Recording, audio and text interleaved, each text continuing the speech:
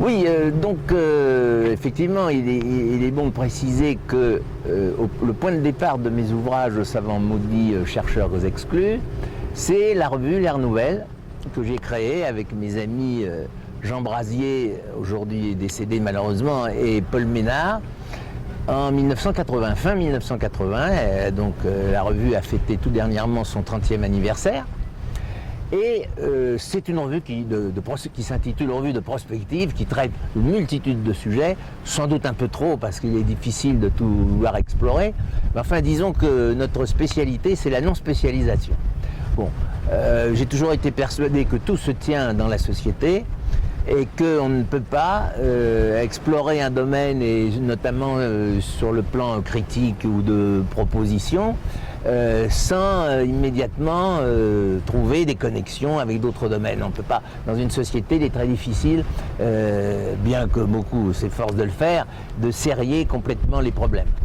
Donc nous avons créé cette revue fin 1980. L'Air Nouvelle, ce titre a été inspiré à une connotation astrologique, c'est-à-dire que l'Air Nouvelle, c'est pour nous l'ère du Verseau, dans laquelle, alors là les avis diffèrent, nous sommes entrés, ou nous entrons, ou nous allons entrer, mais évidemment, étant donné qu'une ère astrologique s'étale sur 2160 ans, le passage d'une ère à l'autre se fait en plusieurs étapes. Entre l'apogée de l'une et l'apogée de la suivante, il se passe 2160 ans. Au cours de cette période, on voit décliner la précédente et apparaître les prémices de la suivante. Donc, ce qui est à peu près sûr, c'est que la première grande étape de l'entrée dans l'ère du Verseau a été le siècle des Lumières, la Révolution française, dont on aurait pu faire l'économie si le pauvre Louis XVI avait su faire les réformes qui lui étaient réclamées. C'est pas entièrement de sa faute, il avait évidemment à surmonter les obstacles et l'opposition des nobles et du clergé, comme chacun sait, mais c'était pas un homme qui avait la force de caractère d'un De Gaulle ou d'un autre pour essayer pour imposer les réformes qui étaient nécessaires. C'est toujours très difficile, particulièrement en France. C'est ce qui explique d'ailleurs, je pense, que la France évolue surtout par des révolutions, parce qu'elle n'est pas capable d'évoluer justement. Lorsqu'un pays a la capacité d'évoluer harmonieusement comme ça doit se faire, on peut économiser des révolutions qui sont des périodes de violence qui naturellement sont tout à fait tragiques. Donc nous avons créé cette revue dans cette optique pour essayer de définir les nouveaux axes, le nouveau paradigme, me disent certains, de la civilisation qui est en train de se mettre en place, qui se met toujours en place très lentement au vu de ceux qui la vivent, parce que bien entendu dans les limites d'une vie humaine, on n'avance pas beaucoup dans ce changement d'air. Mais disons que ceux qui ont une ouverture d'esprit suffisante et un désir de progression, essaient de faire avancer la machine un peu plus vite, ce qui est naturellement jamais très facile. Donc cette revue existe depuis 30 ans, elle traite énormément de sujets.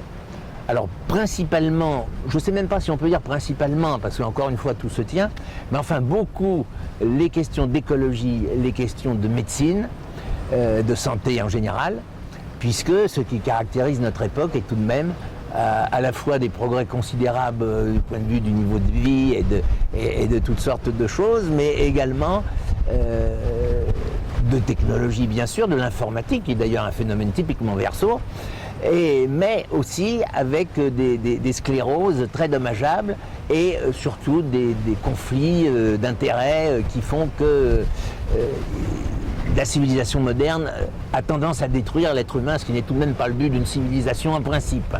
Donc il y a dans notre revue une part critique évidemment très importante, une part aussi d'exploration de voies nouvelles, et c'est ce qui m'a conduit donc aux Savants maudits, chercheurs exclus, lorsque j'ai constaté que beaucoup de novateurs et de pionniers qui pouvaient faire justement avancer considérablement les choses étaient barrés par des lobbies de toutes sortes.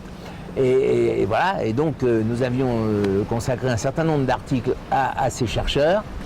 Et donc c'est le premier éditeur des Savants maudits, Daniel Bontemps, pour ne pas le nommer, qui avait créé une petite maison d'édition, les Presses de Valmy, qui existe toujours d'ailleurs, qui a sorti le premier volume. Et plus exactement, je dirais même qu'il en a eu l'idée. Parce qu'il m'a dit, mais tu as fait des articles formidables sur des chercheurs qu'on ne veut pas reconnaître, on pourrait les regrouper dans un volume. Bon. Alors voilà, et c'est comme ça qu'est né le premier tome, qui ensuite a été repris par Guy Trédaniel. Comme ça a eu un certain succès, il m'en a demandé un deuxième, puis un troisième, puis un quatrième. Donc si vous voulez, c'est quelque chose qui est issu de la revue L'Ère Nouvelle, mais naturellement qui est complètement distinct, puisque ce sont des livres, alors que la revue L'Ère Nouvelle produit tous les 2 mois un certain nombre d'articles sur des sujets très divers, dont beaucoup concernent les questions de santé. Et comment peut-on s'y abonner ?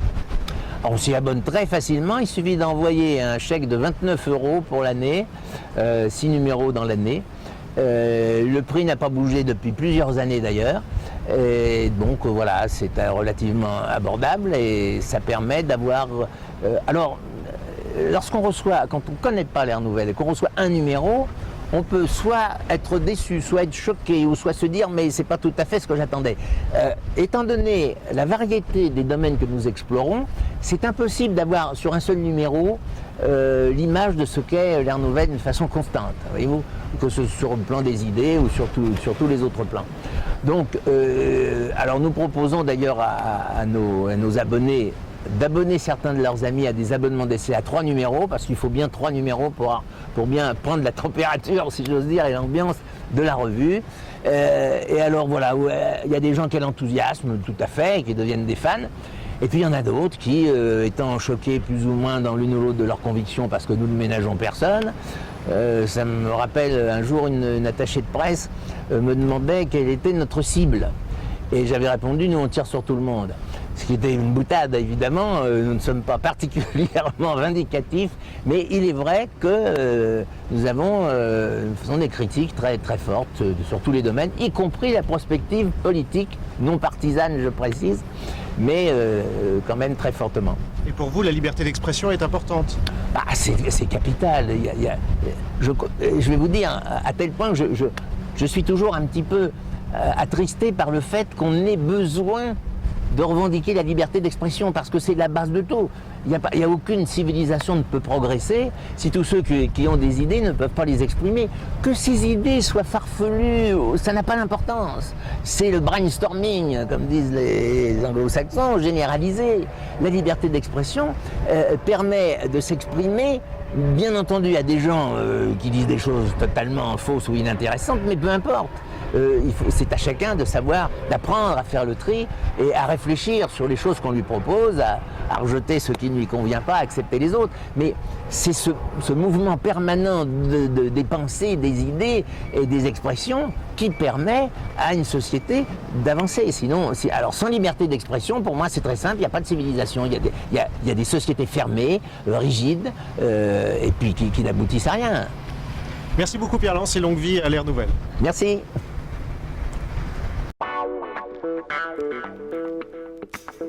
Thank you.